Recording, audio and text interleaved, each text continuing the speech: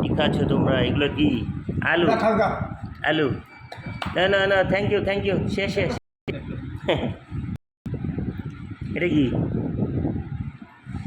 বরবটি? এটা এটা বোধহয় শুকরের মাংস।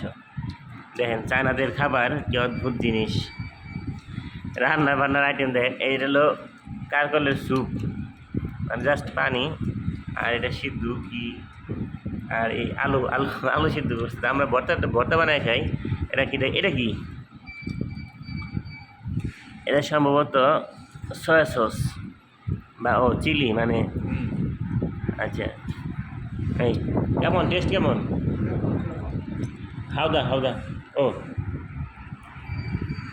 ও ও না, ঠিক আছে, হ্যাঁ ঠিক আছে। এটা হচ্ছে ড্রিঙ্কস।